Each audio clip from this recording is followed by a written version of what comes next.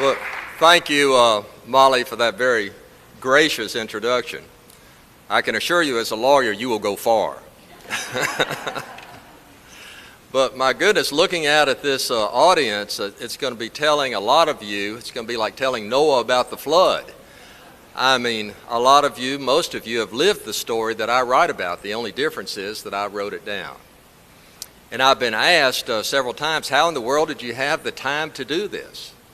And my immediate response is, I don't play golf.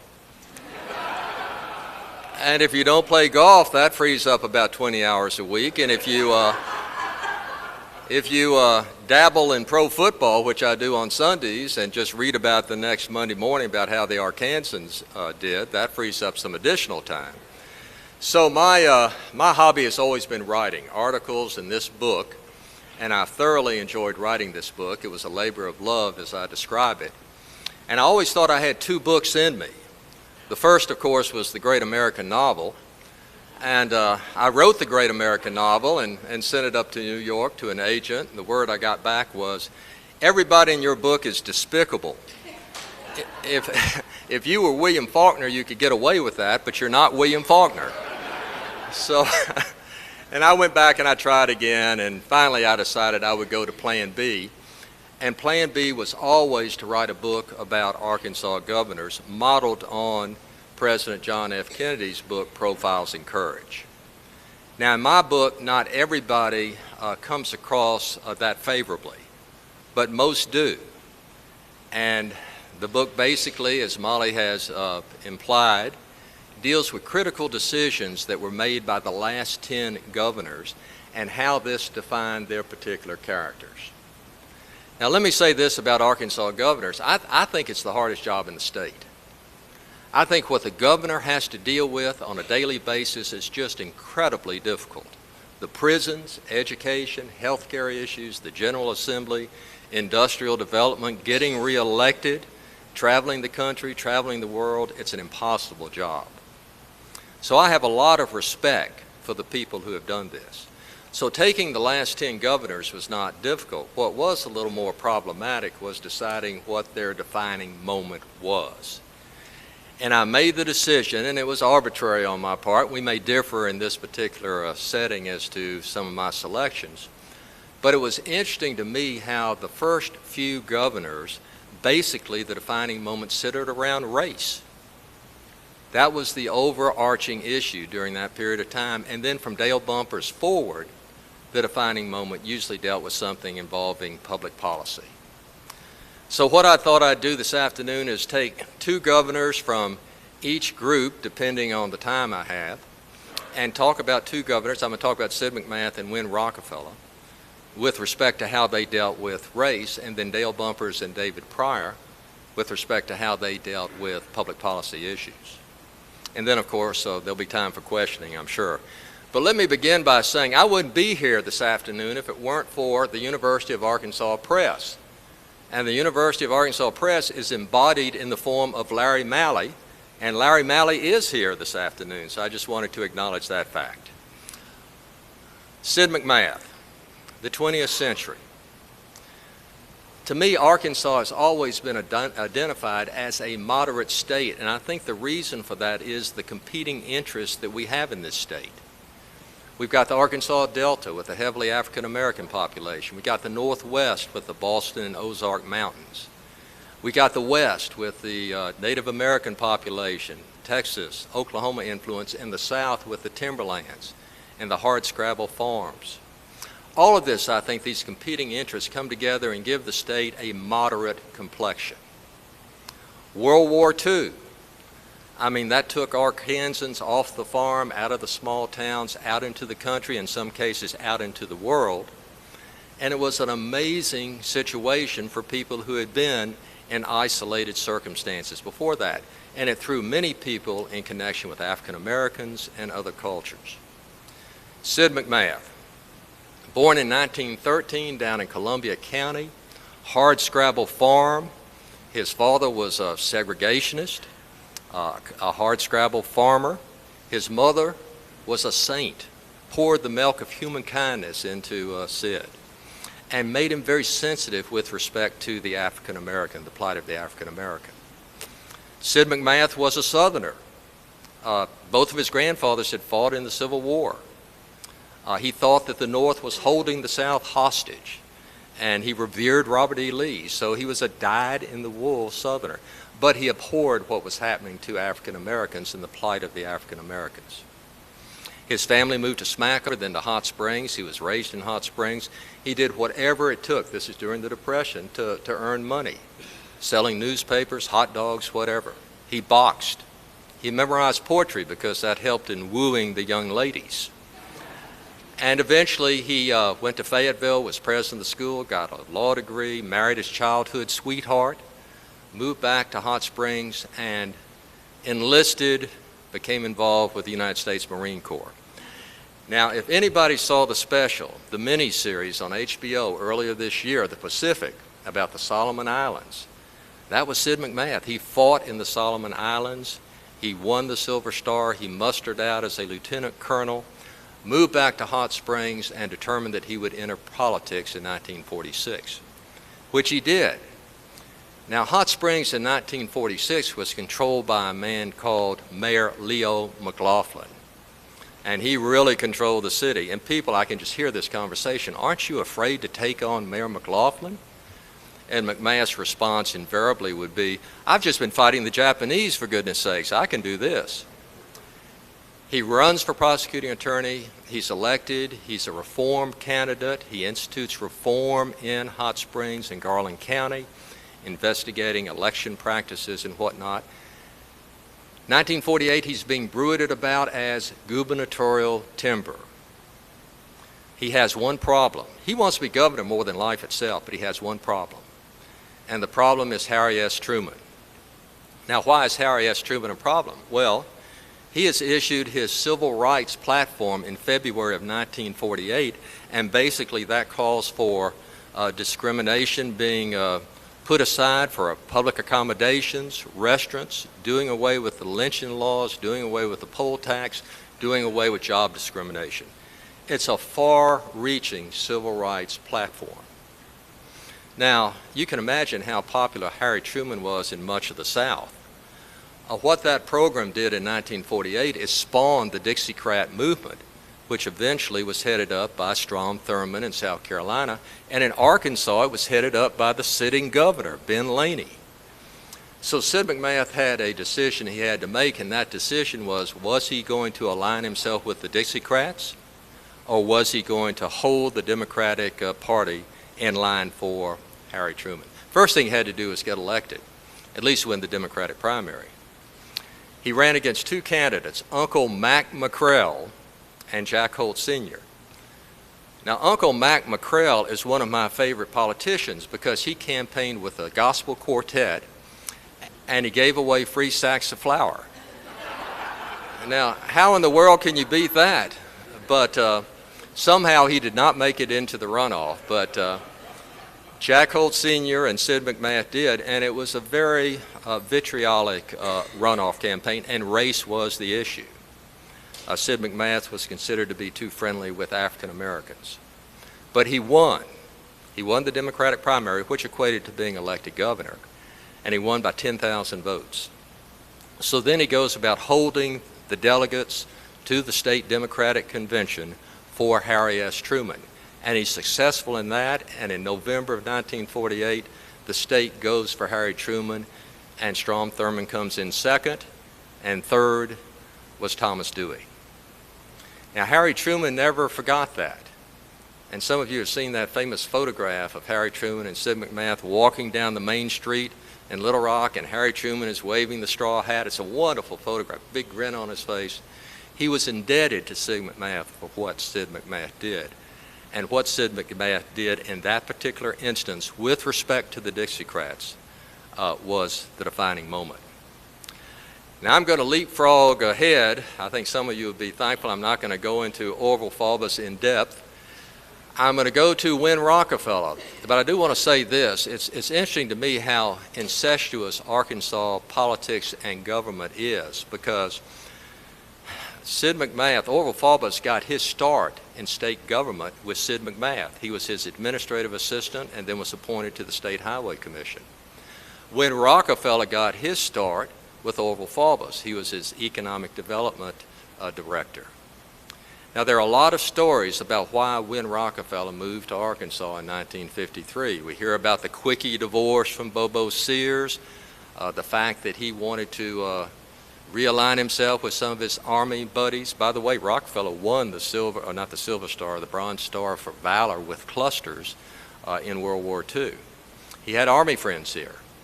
But I think the reason he moved to Arkansas was really to reinvent himself.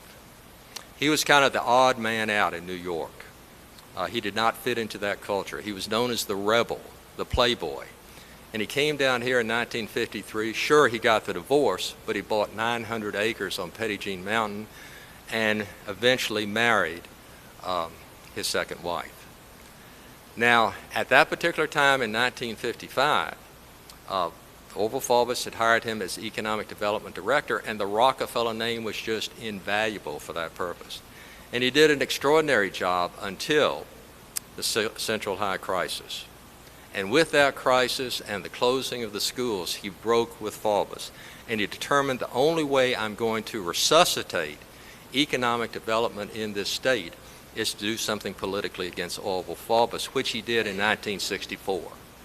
He ran against Faubus in 1964, and here you have a man who is a carpetbagger, a Republican, all of these rumors about his personal life circulating, his drinking, this, that, and the other, and he gets 43% of the vote against Orval Faubus. It was incredible. And the day after he lost, he came back and he said, I'm going to run again, and he does run again, and this time it's against Justice Jim Johnson. Now, if there is a piece of work in Arkansas politics, it is Justice Jim Johnson. But he runs against Johnson, very vicious campaign. Johnson calls him a prissy sissy, and Johnson won't shake hands with African Americans initially and that sort of thing. But Rockefeller wins, and he wins by almost 55% of the vote. And then when he has his first legislative session, he starts his major proposals, and his major legislative proposals are things like raising the state income tax, reorganizing state government, free textbooks in the public schools, kindergartens, et cetera, Human Rights Resources Council. None of this passes. The General Assembly is a stumbling block for everything he proposes, except liquor by the drink. So he is not successful legislatively, but what Rockefeller does is a real counterpoint to what Faubus had done with respect to race relations. And what he did was bring in African Americans into state government. Sonny Walker, head of the Office of Economic Development. Ozell Sutton, head of the Human Resources Council. Walter Cunningham, Henry Jones, Les Hollingsworth, all were members of his administration. But the defining moment that I depict in the book is what Rockefeller did in the wake of the Martin Luther King assassination. April 1968, King is assassinated on a Thursday. The next day, Rockefeller proclaims the following Sunday as a day of mourning. He is invited to participate in a memorial service on the state capitol steps that Sunday. And the service is put on by African American pastors and the NAACP. And he says, I'll do it. And he had every reason in the world not to do it. Number one is personal safety. He was going to be exposed to everybody. Number two, the political ramifications of endorsing or doing anything in memory of Martin Luther King, who was not considered at that time much of a saint in many parts of Arkansas.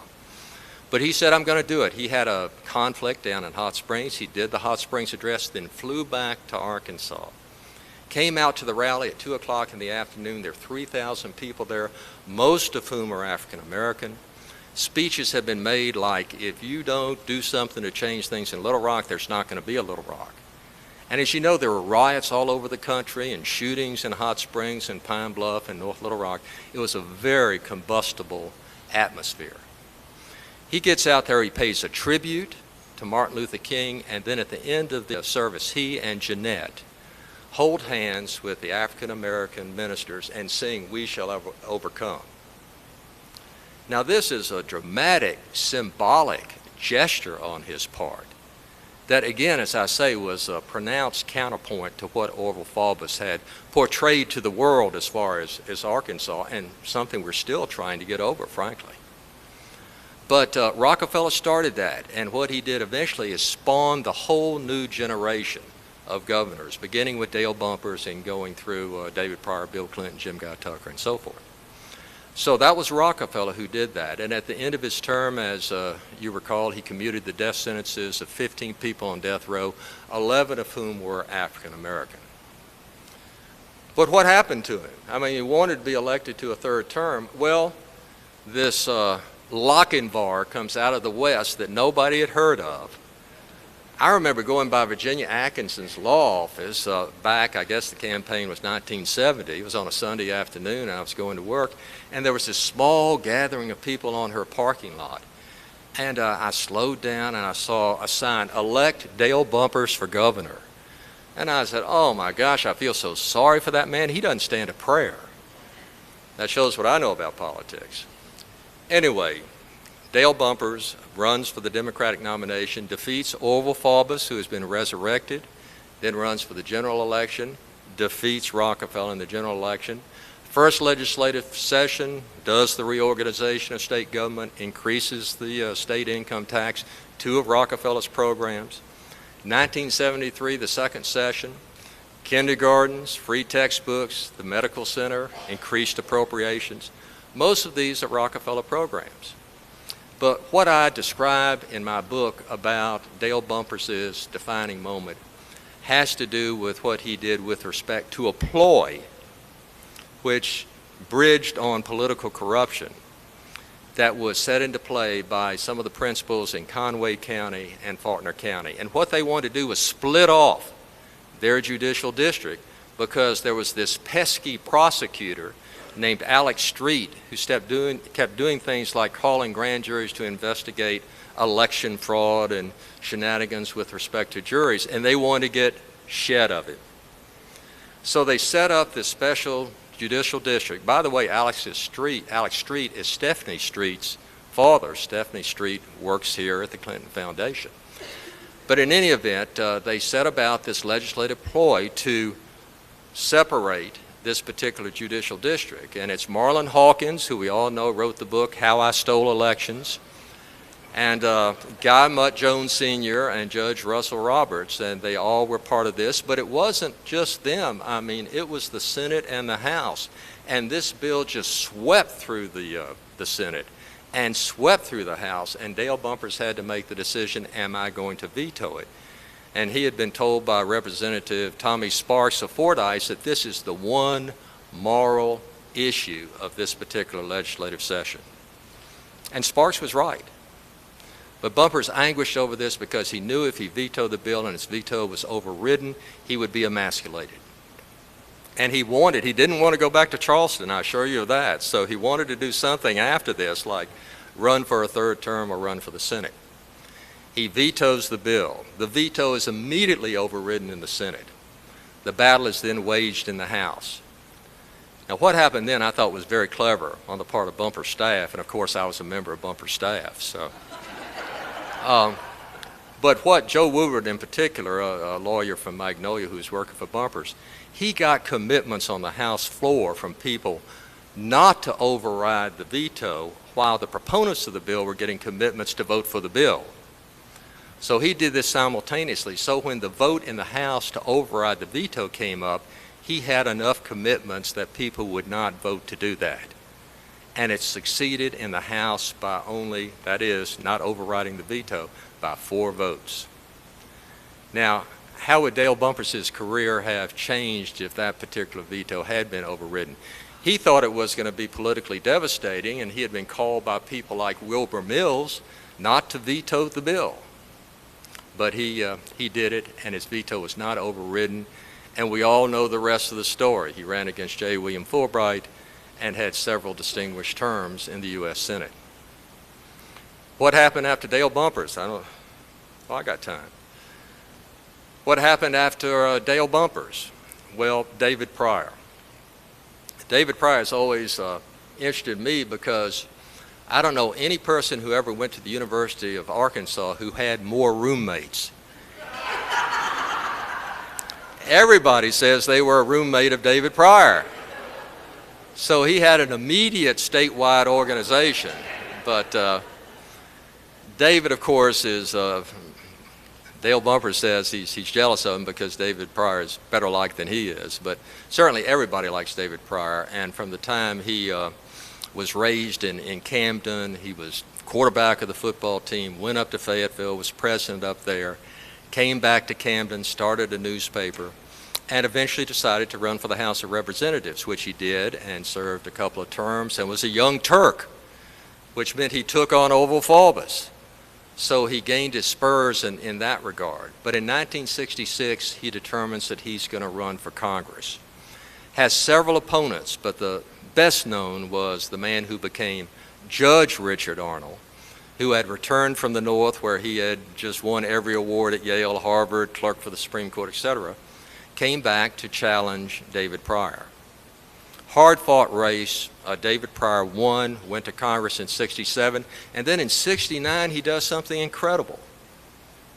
He goes undercover in the nursing home industry, goes to several nursing homes in the Washington, D.C. area, and acts as an orderly, comes out about a month or two later and files a report about the abuses and the egregious conditions in the nursing homes. And he becomes a national, even an international celebrity, and he sets up an ad hoc subcommittee to investigate nursing home abuses, all in 1969. David Pryor then determined he wanted to run for the United States Senate, and the seat that was available was Big John McClellan's seat. Now, I'll tell you something. I've been involved and seen and watched a lot of campaigns in Arkansas, but there's no campaign that compares to that one. And people still talk about it. And people still are emotional about it. I can't believe it, but they are. I mean, on either side of the issue. But the long and short of it was that there was a runoff between David Pryor and John McClellan, and John McClellan won. So David Pryor was at loose ends. What was he going to do now? He'd always been involved in some kind of public service. And he had a 2-year hiatus, but when Bumpers determined to run against Fulbright, David Pryor declared for the seat. And who was his opponent? Well, Orval Faubus. I mean, he had resurrected again. And David Pryor runs against Faubus and wins that, takes office January of 1975. And what is right there in the middle of his desk is something called the Bell Foley Dam project. Now, that probably doesn't ring a bell with a lot of you, not to pun, but this was an issue where the Corps of Engineers had a project to dam the Strawberry River to create a lake up in the Sharp, Independence County area that would be a recreational lake. There'd be development of homes all around the lake, like we've seen in other parts of Arkansas, jobs for the people in about a 10-county area. It was a no-brainer, right? Well, everybody supported the Corps project but the Sierra Club and some of the environmental groups, and they said, to accomplish this, what you're going to be doing is damming a free-flowing stream that has been flowing for thousands of years. So that was the issue. Now, there was a tradition on the part of governors to do something like this, that is, block a Corps of Engineers project. Orval Faubus, to his credit, had done that in 1965. He blocked the damming of the Buffalo River. I think people have forgotten that. Dale Bumpers in 1973 stopped the channelization of the Cache River, which would allow more river flow down to the rice farmers in the southern part of the state. He blocked that because of the environmental impact. So here's David Pryor with the same issue, and David Pryor bemoans the fact, how in the world did Dale Bumpers finesse this and leave it for me to decide? But he did, and it was David Pryor's decision, and again, both sides were really lobbying hard for their particular positions. He even flew over the proposed site to see what it would look like, what the lake would look like. But in July of 1975, he wrote the Colonel of the Corps of Engineers and stopped the project. And people, newspapers in that area said, well, he is toast. He won't be elected dog catcher after this. And David Pryor, frankly, thought they might be right. He stopped the project. He did it for several reasons. The cost-benefit ratio, the fact that state funds would have to be used and you couldn't obligate state funds for more than 2 years. It revived a bit in the 1977 session. There was movement by some of the legislators to revive the project, and Bill Alexander was in favor of it, and John McClellan was in favor of it. But David Pryor stuck by his guns, and he vetoed the legislation that would have revived the project. He told me when I was doing this book, he said, you know, after I ran for the Senate a second time in 1978, and he ran against Jim Guy Tucker and Ray Thornton and got into the runoff against Jim Guy Tucker, which he won. He said, I went back and I looked at the surrounding counties where the project was going to be to see how they voted. And by and large, virtually every county went for Jim Guy Tucker. He said the political ramifications were very pronounced indeed.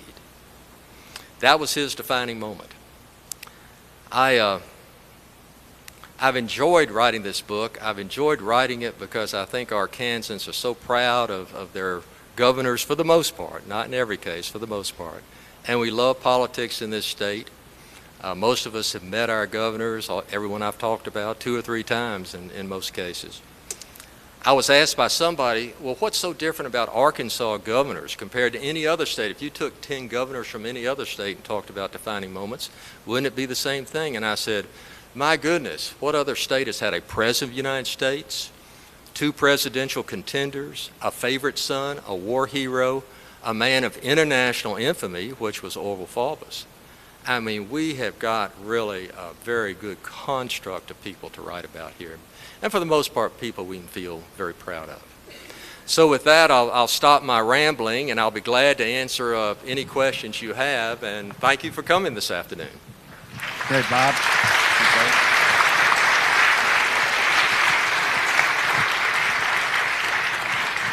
All right, we'll take questions if you'll wait till the microphone comes to you. So if you have a question, raise your hand. Tom?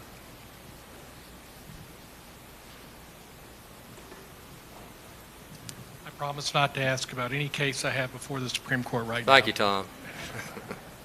In today's political world, it appears that instead of policy, we're really talking about being anti-something. And so the debate really seems to be polarization. The question I've got for you is, in such a political climate, do you believe that leaders are given as much of an opportunity to find a defining moment? Oh, I think absolutely. I don't disagree with you at all about the polarization of our particular culture, whether it's in politics or other ways. I mean, it seems to be very pronounced. I cannot say that it's any more pronounced than at other parts of this country's history. I think we've had very polarizing moments. We go back and look at the Federalists versus the Republicans and the Whigs and whatnot. My goodness, some of the campaigns and some of the things that were said by Alexander Hamilton under a pseudonym and Thomas Jefferson, and of course the two hated each other. I mean, they were vitriolic and toxic. So I can't say it's any more polarizing today than it has been at other points in our country's history. I think, yes, I think we could have leaders who would emerge, who would be fearless and who would take on the vitriol that we're seeing spewed about by some of our government leaders. I think it's ripe for somebody to do that, for somebody to have a defining moment in that regard. I would hope to see it. Okay. Ms. Abrams, right here. Bill, right. Yeah. Judge, I appreciate all that wisdom that we were all reminiscing. Well, Andy, I don't know how wise it was. It was wise, and we all remembered it. It was true. My question is, for future governors, the defining moment will be influenced by the digital divide. And when you talk about Arkansas and its educational status as it relates to who will be the voters for the next 10 years, how will the digital divide impact the decisions of future governors, first to get elected and then to be able to carry out their platform with possibly papers not available that were available with those 10 that you identified, the role of newspapers versus digital divide. Okay, are you saying that the electorate and future generations will not be as well informed because of the fact that they don't have the newspapers, they have to rely on I won't say blogs, but other sources of information. Other sources, and then how that particular group of voters will not have the rationale to evaluate we know that every 4 years, the digital divide gets wider, and the baby boomers, who are the ones who are now able to master the digital divide, will be the seniors. And how will they vote to get a governor and then help the governor to implement his platform? Right. Well, I think ignorance is always a factor in elections, and if you have an ignorant electorate, you almost get what you pay for. So I agree with you that that's a problem. And I, of course, I'm glad to see, did I see Walter Husband? Yes. I'm a great believer in the tactile newspaper, and I hope that continues as long as it can. But it's really the job of the politician, whether they're doing it with Twitters or tweaks or blogs or however they're communicating, the message has to get out there. And I think that's the obligation of both the news purveyors, like the press, but also the politicians to get the message out. Yes, sir, we got a question right back here. Earlier in the year, I read a book about the history of Las Vegas, and in the book it mentioned a lot about the influence of the Marcella mob out of New Orleans and Hot Springs. And of course, there's been a lot about the Dixie Mafia. What was their influence upon the governors during this time period? You mean outside of Hot Springs? I'm being facetious. Justice Jim Johnson, I talked to him about a year ago. He died, of course, this year. And he said, Bob, you've taken on an amazing task by taking the full biographies of the last 10 governors. And I said, Justice Jim, I haven't done that. I've taken a snapshot out of their careers. My point is, I'm going to hedge on your question a bit because I don't know the full history of how the mafia influenced Arkansas and Arkansas politicians, governors, and so forth. Las Vegas, New Orleans, I think those are different kettle of fish than Arkansas. The Dixie Mafia I had something to do with when I was a deputy prosecutor back in the 70s. I mean, the Dixie Mafia was reputed to be at large in Arkansas, and that was always distinguished from the families, the mob, if you will.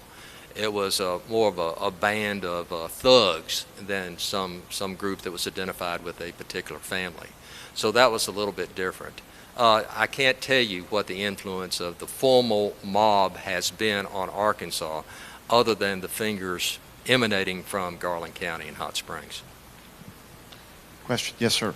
Carney.